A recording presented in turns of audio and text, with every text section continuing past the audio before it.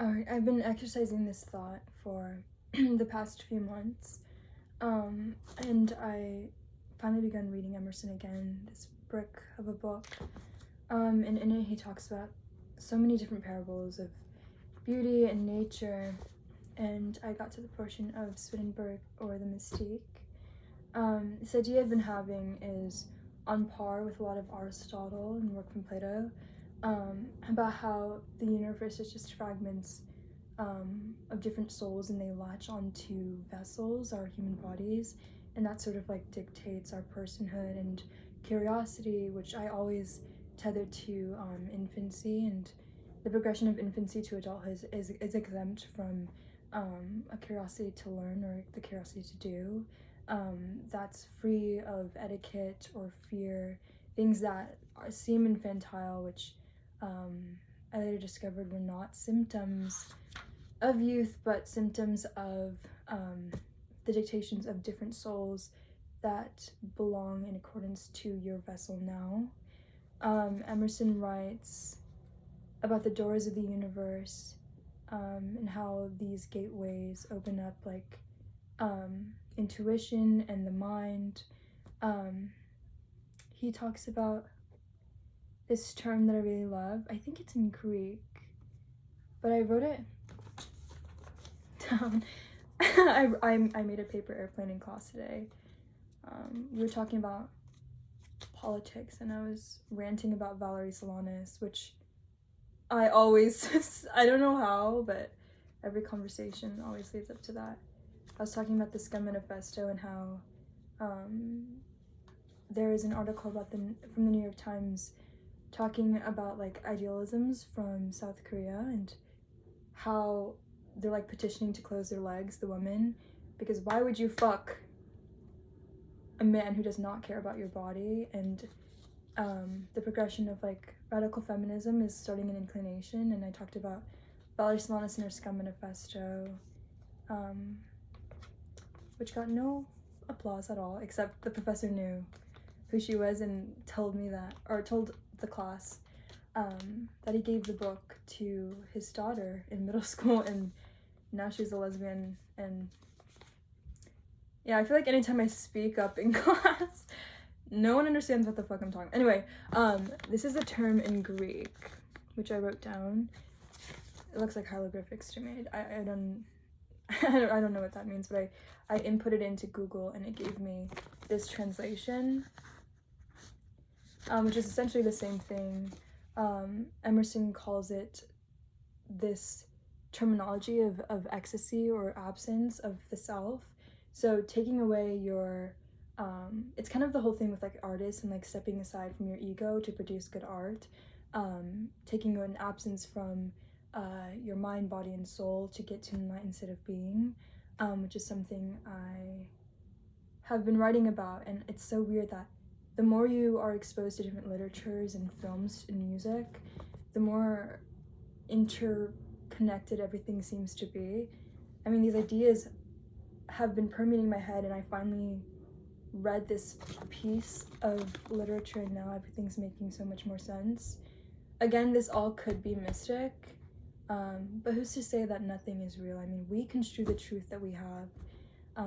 Every truth that we do align ourselves with is man-made. I mean, even 2 + 2, how do we know that 2 + 2 = 4 if language is a symptom of man, and the truth is the dictator? But the truth is not actual truth. It's man-made truth. It's knowledge that is taken from history and histories. I remember 2 years ago, my sophomore year of college, I was having a conversation with my friend, and he was saying something about the caveman, and like how if a caveman, the first man on earth, was like, oh, 2 + 2 = 4, and then how that culture agrees with that ideology and then pertains it to nature, and then goes accordance to like the rules of law, and then mathematics, and then how that stupors into something more intellectual, more abstract, because the foundation's already laid out. Language is such a good symptom of man, and it's how we communicate and how we make more of something that's already founded on, because if we don't have these foundations of 2 + 2 = 4, then nothing becomes sensical. So it's a good faint way to I guess to predict the way everything in nature, or our nature, not actual nature, is going to be. But if a caveman said that 2 + 2 = 5, and that language was the original language of like what is truth or what we deem to be correct, then that hinders everything else. And if that were true, 2 + 2 = 5, if that were laid out in history already, then we would have progressed with that truth, and that would have been laid out, which is a weird thing to think of. And I remember him not agreeing with me in saying that. But then if the foundations were already laid out, that 2 + 2 = 4, and then another man came out and was like, wait guys, 2 + 2 actually equals 5, no one's gonna agree with that man, because the foundation's already laid out. You can see the food I literally just like gobbled down because I was so hungry. I haven't eaten anything today except for that. It looks like KFC. I didn't get KFC. I don't know why it's in that bag. I got Taco Bell. I actually got a bean and cheese burrito, which I'm saving until I get like extremely hungry. So it feels like a more pleasurable reward. But yeah, he talks about the qualities of being, and this term, which I cannot pronounce, translates to of the alone to the alone. So taking away yourself, but I think they use the linguistic of alone because it's sort of it's a beatific but horrific idea for you to see visions and enlightenments and no one believes you, or like to see these things and see it as more sadistic. Like if I had a vision and a demonic looking thing came up to me and told me some aspect of truth, I would be horrified. And he writes about this more morbidly. There's a whole paragraph that I want to read to you. I'm seeing which would make the most sense with what I just said. I love how all these reflections are just plainly laid out. I love the way Emerson writes. They're all founded in the imagination, which is also another thing that I've been so curious about, is like the installation of imagination into our speculative reality, just forbidding that bridge between imagination and actuality. So if you think up the things that you think up and believe them to be true, then why not act accordance to that? And I was thinking, like, I wrote an essay the other day and I submitted it. I was hoping my professor talked to me about it because my writing style is not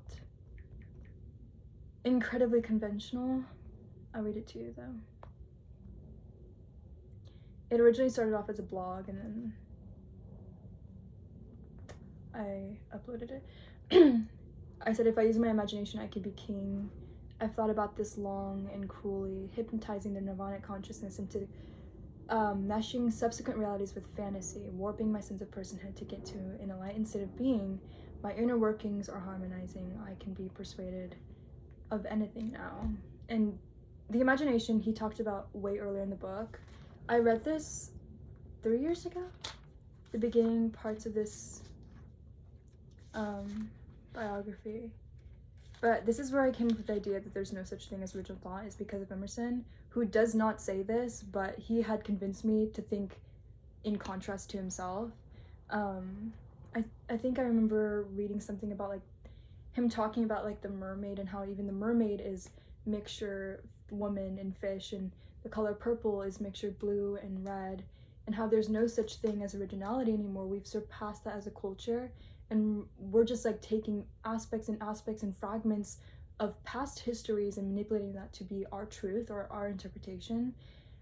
Even the movie I watched yesterday, Heretic, with my friends, the protagonist of the movie was talking about how to believe in religion is a false deity, or like is ignorant to believe in something that, the way he explained it was, religions are taking different pieces of each other and are conventionally portraying the same exact thing, which in his atheist mindset negated that as like a bad thing, but I think because I'm so hard-headedly faithful and Christian, I saw that as sort of hopeful, that in the end we're all like believing the same truth, we're believing the same God, and under one sovereignty, under one unity and kumbaya, everything is made more sensical. Because it does not make sense to me that we're practicing these different beliefs and my religion is different from your religion, but then there's going to be 2 or like 50 different versions of the gates of heaven. That does not make any sense to me. And even the realms in which God comes to you, or a God comes to you in a vision, and that's like taken and putting it into literature, like biblical texts, that's just like different morphings of God. The way that the universe takes fragments of each other and then puts them in bodies or vessels is the same way that God will morph and showcase himself and exhibit different fragments of himself, if that makes any sense at all. Because I mean, to like whatever, anyway, okay, I'm gonna read this passage to you. This is on page 663. I think this is the most sensical part. Or, yeah, my feet are hurting.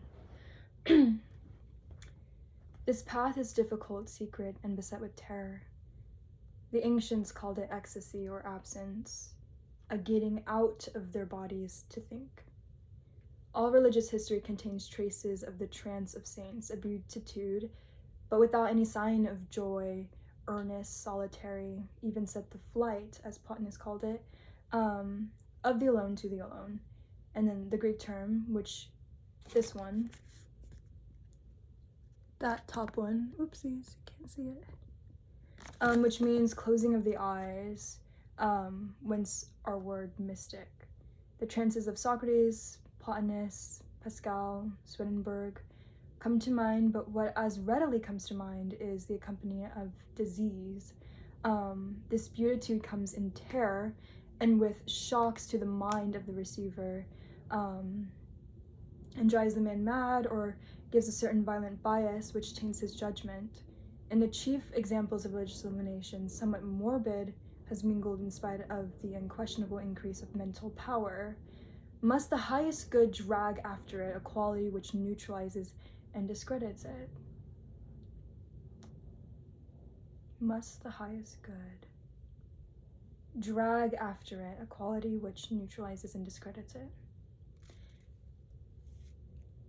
He goes, indeed. It takes from our achievement. I think another good thing to like point out, and something that I've also ranted about way too many times, is we are products of what we're exposed to. And because all the mass media, all the literature, all the music that we indulge ourselves into as a collective, because we're all seeing, hearing the same shit, dictates exactly what your response is going to be. I mean, if you're in a theater and people are laughing at a horror film, you're in turn gonna laugh, and that isn't conformity in a bad sense, that's conformity out of survival. But I think as a culture we've already seen like visions of Gideon, visions of these like beatific images, but then because of the way that we express them in culture, we see them and negate them as something that is horrific and something that we do not want. So must it come with the quality of badness?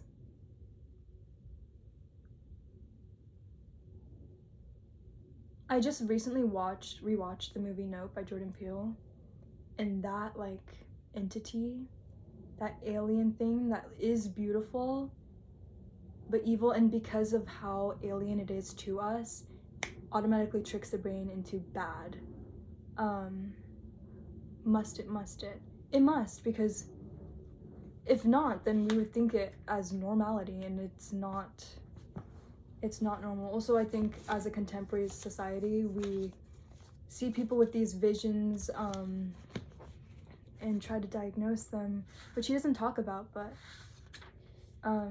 also another thing about like that personhood and like the universe breaking up into fragments into latching onto different vessels of beings, in turn persuading the personhood of that being with the translations of past souls to produce something like curiosity or the ability to see or hear or know different things is not a symptom of nature nurture, like psychological like warfare that has been like pushed into us in educational systems, because that is more sensical. Like the reason why you're in this way is because of X, Y, and Z, but the reason why is because of like something a lot more meta, is what Emerson's trying to, or I think Emerson's trying to like conclude.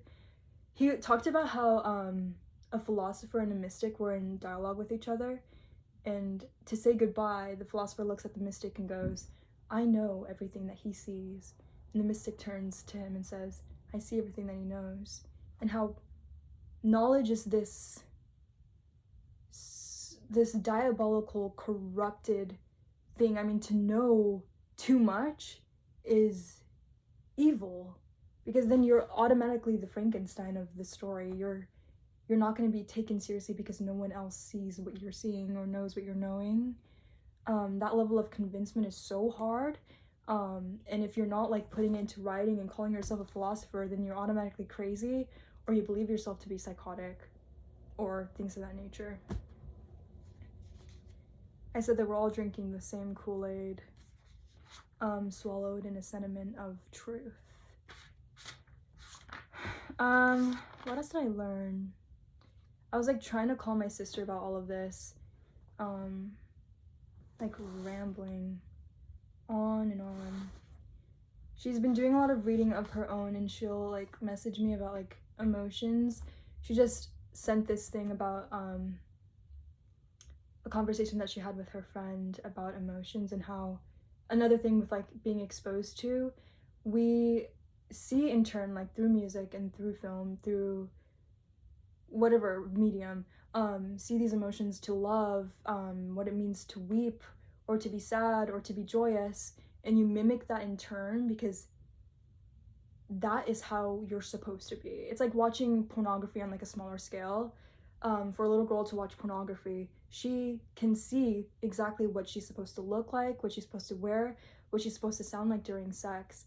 Because of that exposure, it warps her sense of personhood to like not act in accordance to what you want to act like, but act like the way that you should. And it's not like a conscious switch, like I'm gonna act like this. It's because she's exposed to that. This is how sex looks and feels like, or sounds like, etc. And then this is what I'm gonna do to produce the exact same thing, and how we're all like replicas of each other. And that's like a different sense of conformity, not out of like out of the subconscious realm, but like out of survival, because of staying away from like being the other, like being what Plotinus said. What did he say? Alone, being alone, and that whole in-group and out-group thing. Also the election, my mind is on the election. How can, okay, I won't get like political at all, but I think it's something so much more psychological. I don't even think it's a pinnacle of like Republican values, or even like transversing back to like past histories of what we cannot do, or even I had a conversation with my sister during FaceTime. She was walking through USC, that's where she goes to school, like walking to class, and this guy on a bike like bumps into her, and he smirks when she looks back, and she goes like fuck you, and he like laughs and not drives, like pedals pedals away. And I think we're gonna see a lot more of that, just a lot of just obviously racism, but like outward bursts of you belong under my shoe, like in case you forgot, this is where you belong, or this is how you should be treated, and I'm gonna do it with a smile on my face, like unapologetically demeaning. And obviously that is racism, but the whole like diluting back to historic implication of like white superiorities, white superiority complexes on top and everyone else on the bottom. Not just that, but that sense of belonging or adhering to like this icon of I could save you, I love you, I can make the world a better place. just that in-group, out-group, and everybody else who isn't of that ideology. Like, what do you mean I don't want to make myself better? What do you mean I can't help the economy? Like, if you're gonna save me, I'm gonna fucking follow this guy, instead of like social political strategies that Kamala was trying to do or trying to produce, which she did succeed in the short amount of time that she did. The election makes no sense, and the 1% billionaires who are like mass manipulating media, people, votes, crazy. Sympathy to all the uneducated peoples, sympathy to all women, sympathy to all the underprivileged, impoverished peoples who don't know what the fuck they are doing. Sympathy. But God. Anyway, so yeah, I'm like seeing green.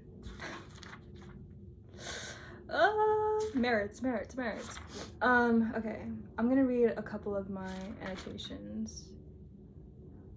But yeah, another thing that I was just talking about of like being exposed to all these things, and then for some reason everything's like interconnected. Like the movie I watched yesterday and this interview I watched last night about drinking the Kool-Aid, and then I heard someone say it today at Elliott Bay. That phrase has been like the same way that Andy Warhol was fucking following me in Paris. Drinking the Kool-Aid. I don't know why that phrase is like everywhere, but I wrote, it's a long annotation, but essentially I wrote, we're all drinking the Kool-Aid, and the rest are swallowed by the beast, the feast of fools. Okay, I'm gonna move away from the mystic because I feel like I over-explain it in the way that is not making any sense. But essentially, the universe breaks itself down into different souls and latches itself onto vessels. And I say souls because it's past and nothing can ever be created or destroyed. So it's past entities placed into the body of you, and that dictates everything about your personhood. Also, Descartes made this like, actually I'm gonna go back, sorry. It was later disproven, but I'm gonna find the,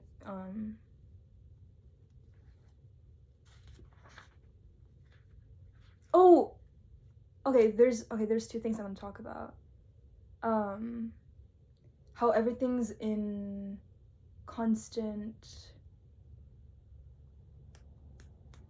alignment with each other. He talked about how the snake is always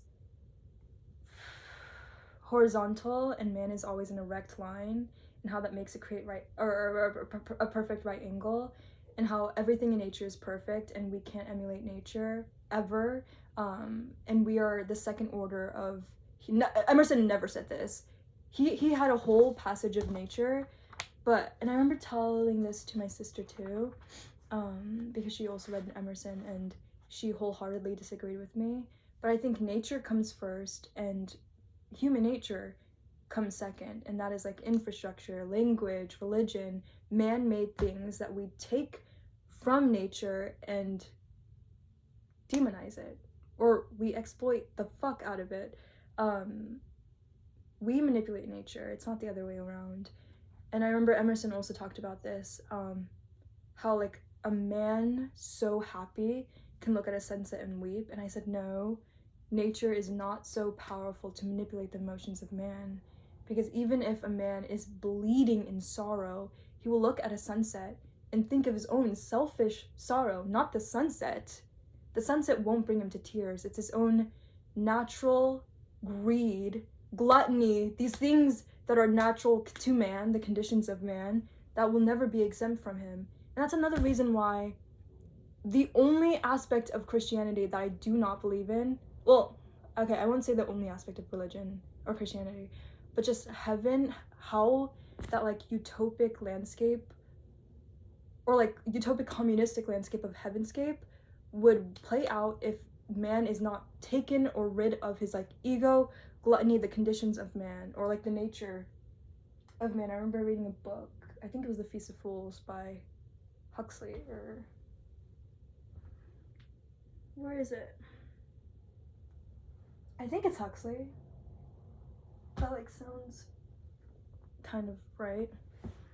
Where is it? Not Aldous Huxley, someone else. But yeah, I don't see a heavenscape without that. Without stripping man from all the natural vices.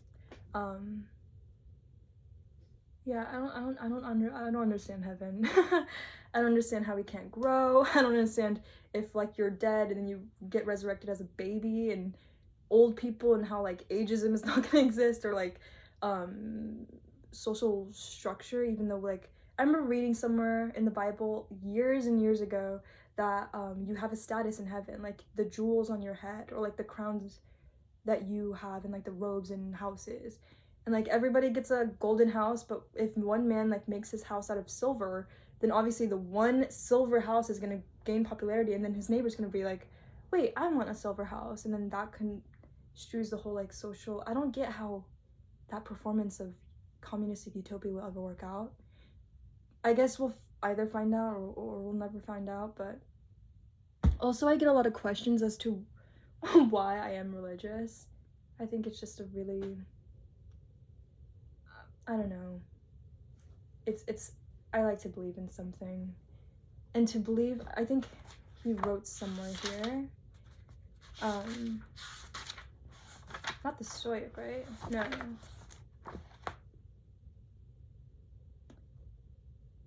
Newton or Pascal, I think it was Newton, who had a quote that said something like, there is no purpose, there is no reason, we are living in infinity of nothingness. And that is an awful, diseased ideology to abide by, that we're living for no one and nothing. That is sad. And I will never believe in violent nothingness. That, no. Yeah, I talked about a lot of copycats and survivals in the essay 1 about history. He talks about the Transcendentalist, that he gave at a lecture at a Masonic temple in Boston in 1842. There's so many beautiful texts here. Every page is annotated. I'm just like trying to figure out which one is lesser weary and more pronounced, so I could give a clever reading for that. Something sweet and serene. Let me think.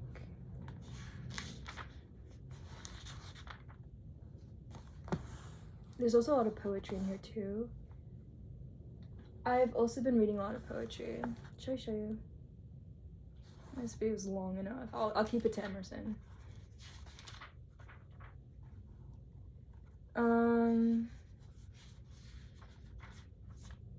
Sorry. Okay, this one's long. Okay, this one was interesting. This talks about like the poet and the madman. I'm not gonna read his thing. I'm just gonna read my interpretation. I don't know where it starts. Where does it start? I think it starts here. Oopsie, sorry.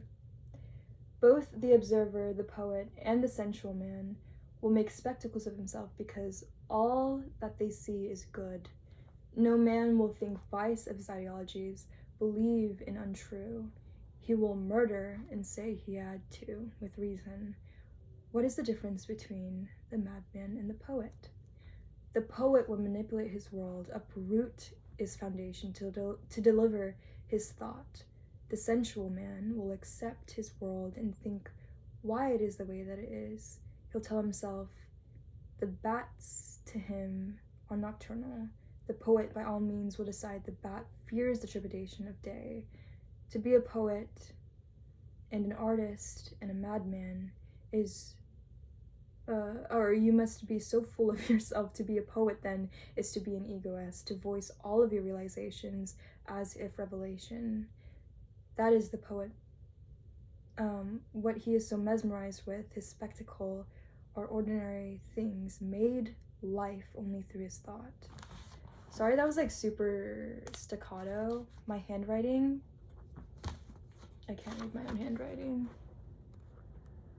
Also, it doesn't help that the margins are like 2 centimeters wide. Petition for wider margins. But only for philosophy text. Because I was trying to annotate Fight Club today because whatever.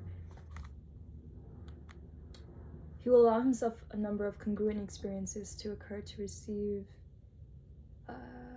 capable of living past those inconveniences, those lusts for better life. I think that's what we're all trying to fight for, lust for life. Oh God.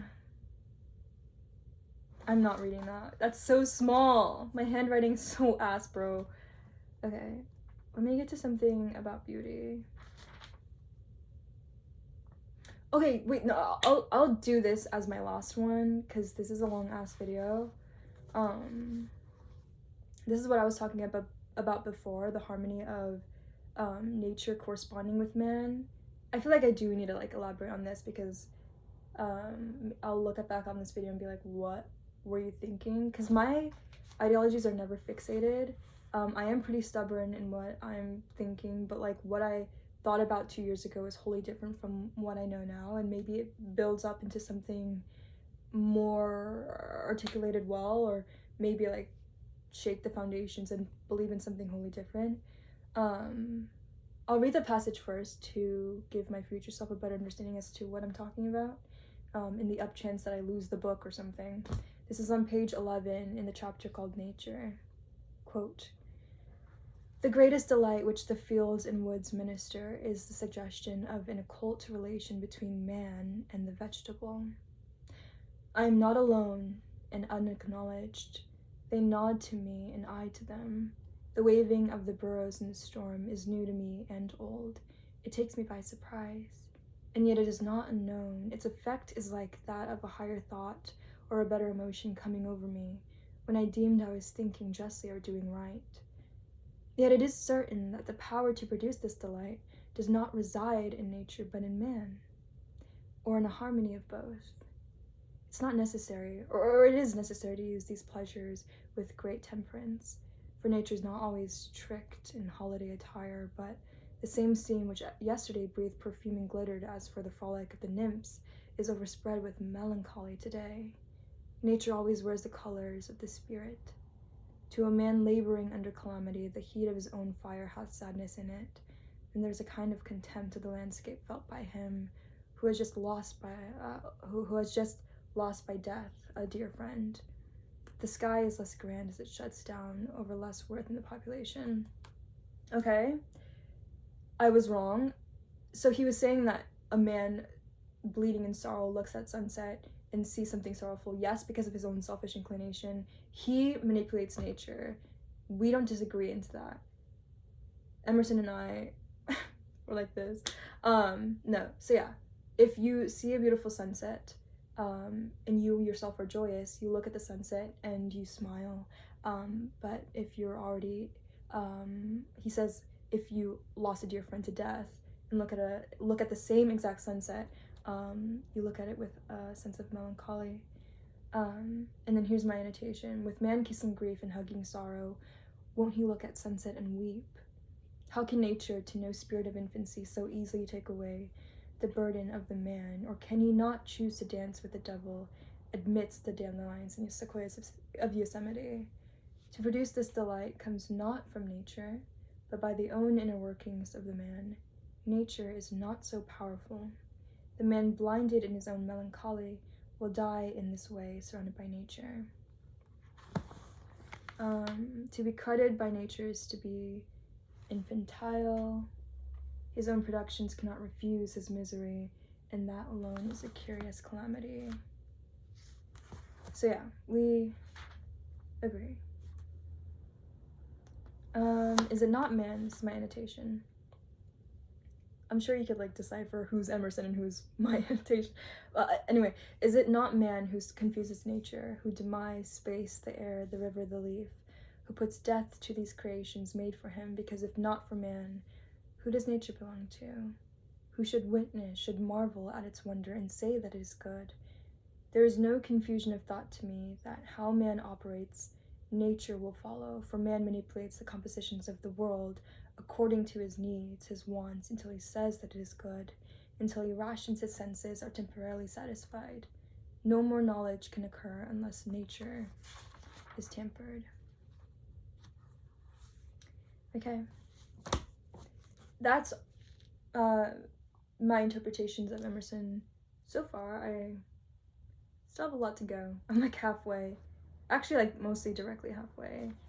The red is the end of the essays and the green is where I'm at. But thank you so much for watching. I'll read more tomorrow. I'm feeling like in a writing mood, so I'm gonna write, probably blog or something, and then watch a movie and lull myself to sleep. Okay, bye.